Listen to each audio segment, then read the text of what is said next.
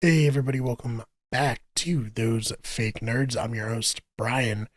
I want to talk about the Nintendo Switch because we're coming up on it, and obviously when it first was announced, people were very, very upset about the price of the Switch 2, and then as more news has come out about the Switch 2, it has gotten less intriguing as something to purchase and really look forward to, especially at the price. And I do think a lot of this stuff is not strictly a Nintendo problem. I think it's the way that the industry is headed, but Nintendo being the first like next gen console up, they're the ones who are bearing the brunt of this. So like the first big thing is the game key card announcement, which if you watched a recent video, we talked about how Microsoft only put 85 megabits on the Dark Ages disc for PS5. This is very similar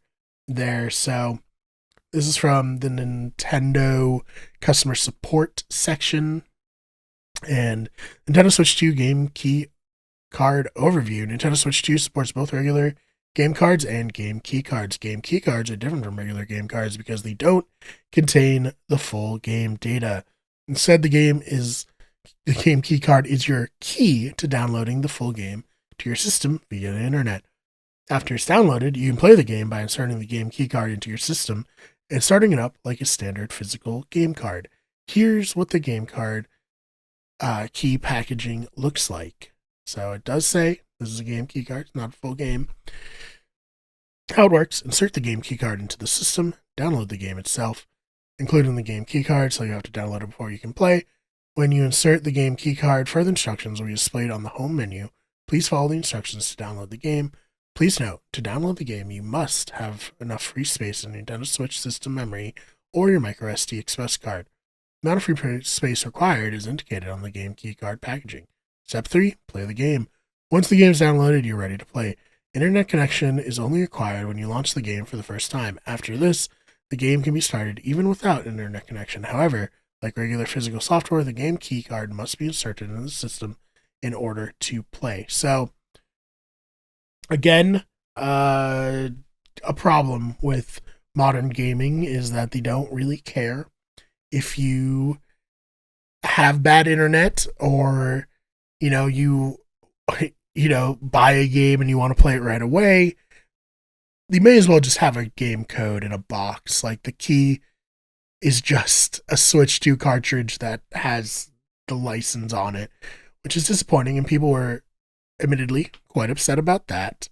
And then what came out recently was about the performance of the Switch 2, and this is from Ars Technica, written by Kyle Orlando, and he says, Nintendo Switch 2 specs show large performance dip in undocked dock mode. Digital Foundry also says game chat has significant impact on the system resources.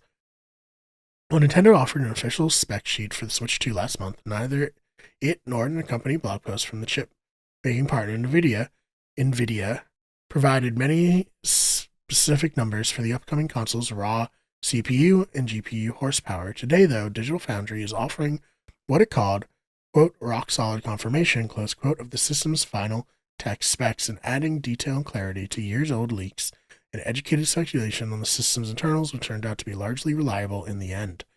Unlike the Switch, which basically used an off-the-shelf NVIDIA Tegra T1 chip, Digital Foundry says the Switch 2 is using very much custom silicone design specifically for Nintendo and for mobile gaming. You can see what that means in terms of raw hardware performance in the tables below. Glancing at those numbers, it's easy to pick out large difference between the system's performance in dock and undocked modes. In the GPU's clock and memory bandwidth, both increase substantially when plugged into a TV. Those differences could help explain why the Switch 2 dock uses an active cooling fan, unlike the much simpler TV connection dock of the original Switch.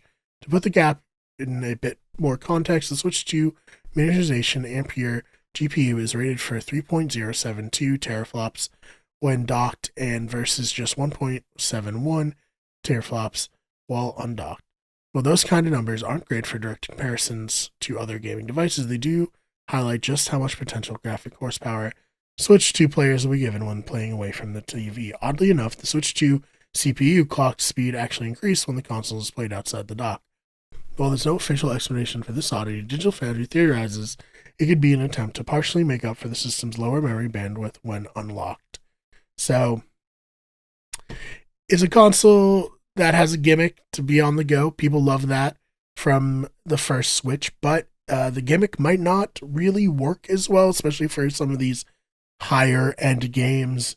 And that's like the struggle with handheld gaming these days, right?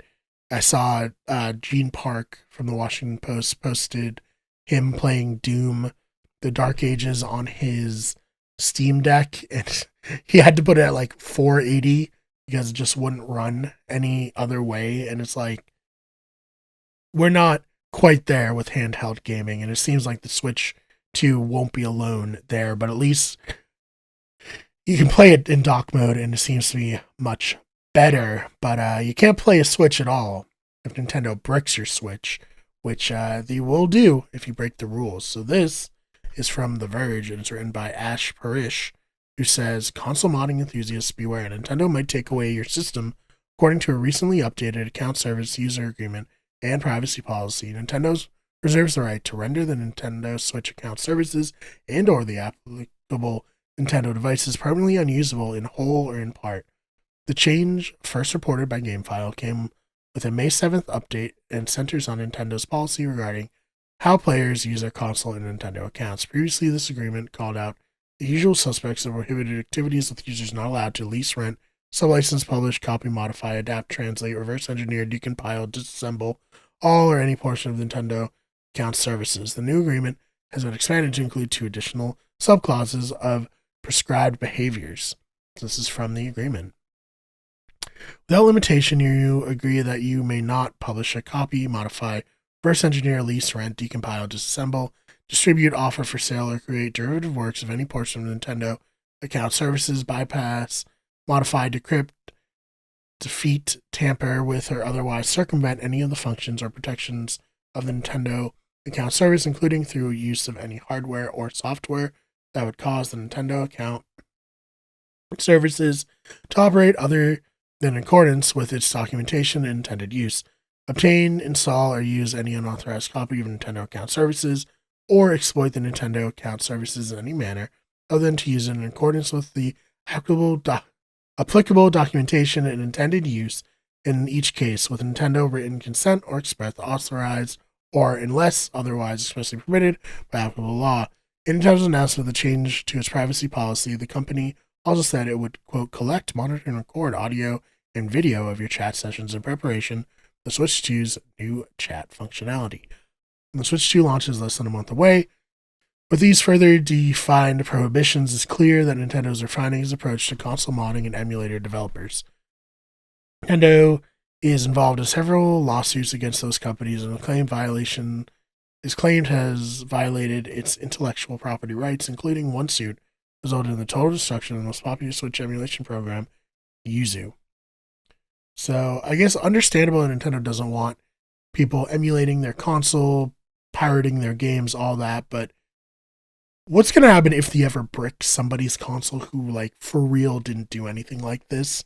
And that will happen, almost certainly. So, be interesting to track there, but what are your thoughts about all the controversy surrounding Switch 2? They don't seem to have hurt sales at all, so very interested to hear your thoughts in the comments. Other than that, please check out the main channel, which is Wicked Good Everything, our sports channel, which is Wicked Good Sports, and our podcasting channel, which is Better Radio. This is, of course, Those Fake Nerds. I'm Brian. I'm a fake nerd, but this has been some real news. We'll see you in the next one.